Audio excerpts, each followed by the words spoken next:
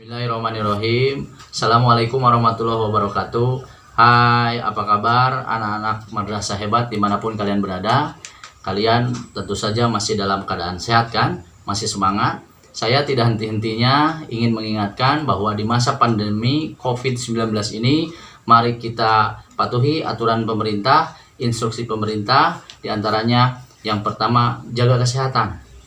Ya, jaga jarak, social distancing. Kemudian yang kedua, jaga kebersihan tangan, selalu cuci tangan dengan sabun. Kemudian jangan lupa kalau kalian kemana-mana harus menggunakan masker. Anak-anakku, anak madrasah hebat dimanapun kalian berada, ketemu lagi dengan saya, Bapak Doni Permana. Kita akan share informasi tentang sejarah Indonesia. Kali ini kita akan membahas sebuah tema yang menarik sesuai dengan tema yang muncul dalam video ini. Sempat nyasar ke utara, akhirnya sampai ke Nusantara. Sebetulnya judul besarnya adalah tentang penjelajahan Belanda ke Nusantara. Di sini ada tema besar, nyasar. Pernah nggak kalian nyasar? Pasti pernah ya, jangan malu-malu. Saya juga pernah nyasar, nggak apa-apa.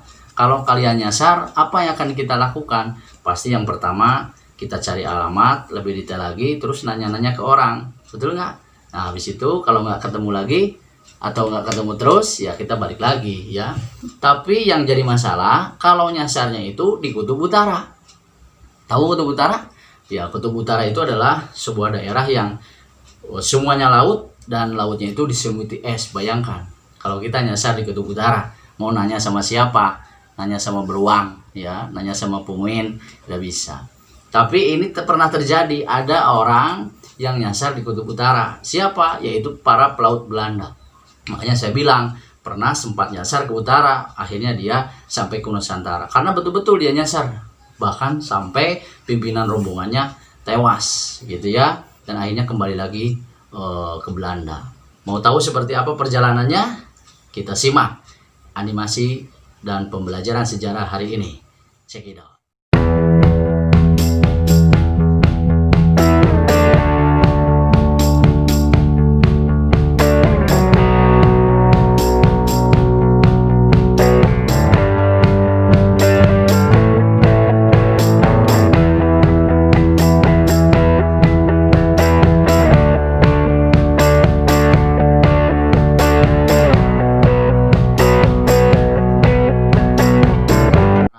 Anak madrasah hebat dimanapun kalian berada.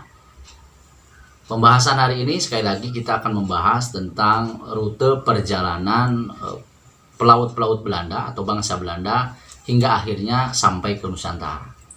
Sebetulnya kalau lihat dari sejarahnya, bangsa Belanda itu memang bangsa yang paling lama berada di Nusantara. Nah, kita akan bicara pertama kali sebelum pada rutenya adalah latar belakang kenapa bangsa Belanda kemudian mengikuti bangsa Eropa lainnya datang ke Nusantara. Nah, kita perlu tahu bahwa sebelum ke Nusantara, Belanda itu sebetulnya posisinya mirip dengan bangsa Indonesia. Dia masih berada dalam tekanan, dia masih berada dalam penjajahan. Belanda pada abad ke-15 itu dia masih bagian atau istilahnya vasal dari kekuasaan kerajaan Spanyol. Coba bayangkan, bangsa yang pernah menjajah kita sebetulnya sebelum menjajah kita dia itu pernah dijajah oleh siapa? Oleh kekuasaan Spanyol pada abad ke-15. Bahkan dia melakukan revolusi selama 80 tahun, disebutnya revolusi 80 tahun untuk membebaskan diri dari kekuasaan Spanyol tersebut.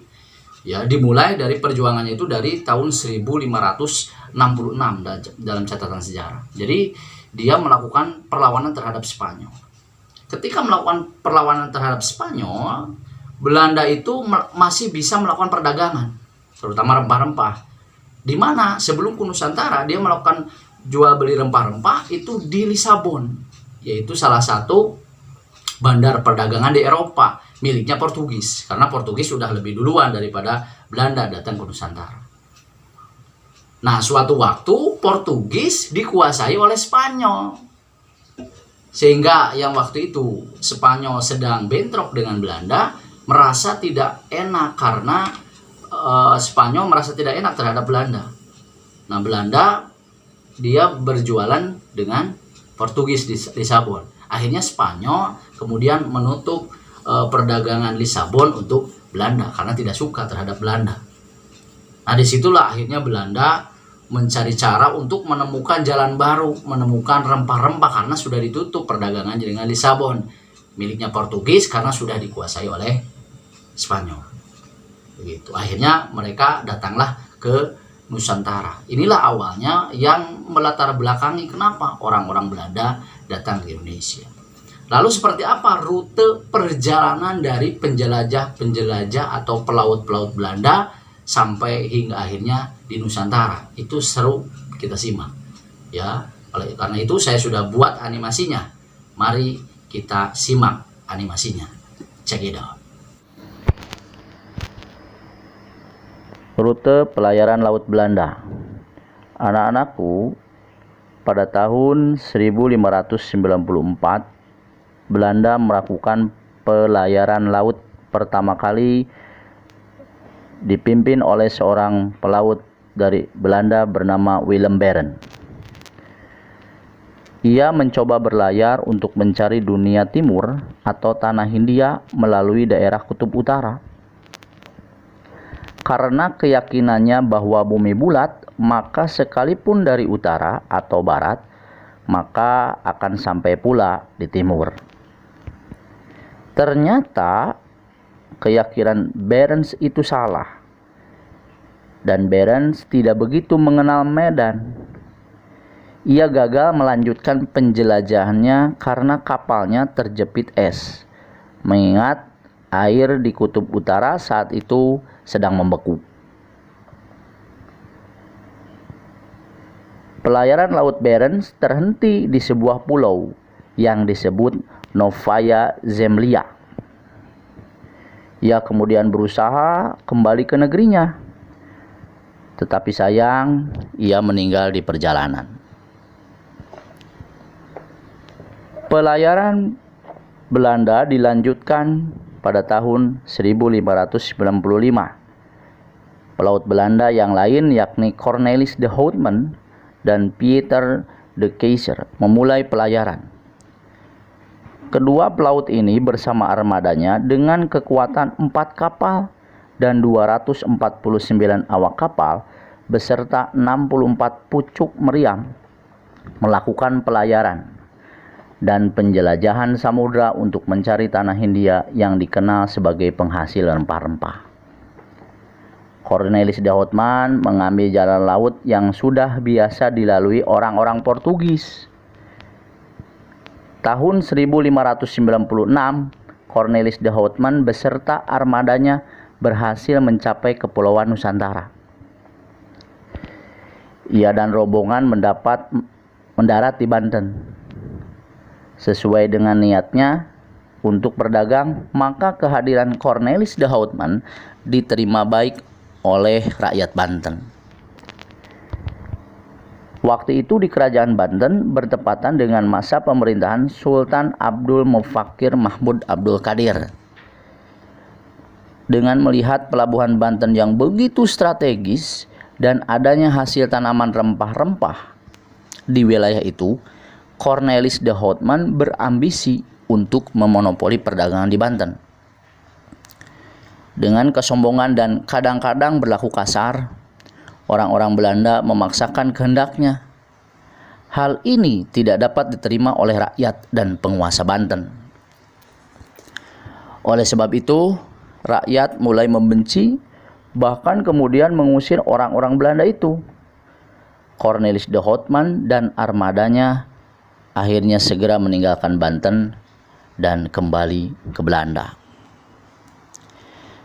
Ekspedisi penjelajahan berikutnya segera dipersiapkan untuk kembali menuju Kepulauan Nusantara. Rombongan kali ini dipimpin antara lain oleh Jacob van Heemskerck. Pada tahun 1598, Van Heemskerck dengan armadanya sampai di Nusantara dan juga mendarat di Banten.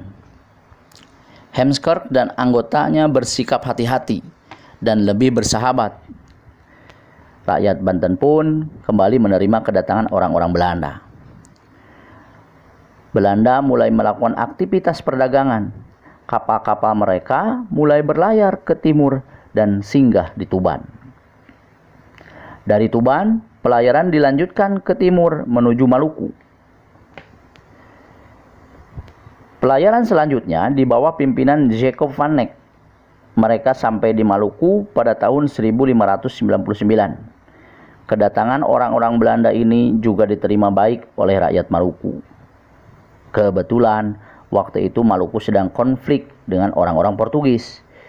Oleh karena itu, kedatangan Belanda ini diterima dengan baik dan diberi kebebasan untuk berdagang. Pelayaran dan perdagangan orang-orang Belanda di Maluku ini mendapatkan keuntungan yang berlipat-lipat. Dengan demikian, semakin banyaklah kapal-kapal dagang yang berlayar menuju Maluku. Oke, anak-anakku, anak madrasah hebat dimanapun kalian berada. Gimana tuh tadi animasinya? Keren kan ya? Paham ya? Mudah-mudahan kalian bisa memanfaatkan animasi tersebut untuk mendukung pemahaman kalian. Untuk mengakhiri video ini, saya ingin menyimpulkan beberapa hal. Yang pertama, Belanda paling telat melakukan pelayaran dibanding pelaut Eropa lainnya. Ya, tadi sudah dijelaskan. Kemudian Belanda akhirnya mengikuti jalur yang digunakan para pelaut Portugis sebelumnya. Ya. Kemudian Belanda datang ke Nusantara karena perdagangan rempah-rempahnya di Lisabon, Portugis itu di stop oleh Spanyol karena sedang ada konflik revolusi 80 tahun yang dilakukan oleh Belanda terhadap Spanyol. Kemudian yang ketiga, Belanda singgah di Banten mulai tahun 1596 dipimpin oleh seorang pelaut yang kita kenal bernama Cornelis de Houtman. Yang terakhir, Belanda bisa sampai Maluku hingga tahun 1599. Hingga akhirnya Belanda nanti akan mendirikan sebuah kongsi dagang yang kemudian dikenal dengan VOC. Itulah yang bisa kita pelajari dari pelajaran tentang pelayaran pelaut Belanda. Ya, mudah-mudahan bisa bermanfaat.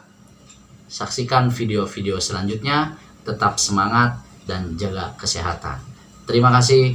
Wassalamualaikum warahmatullahi wabarakatuh.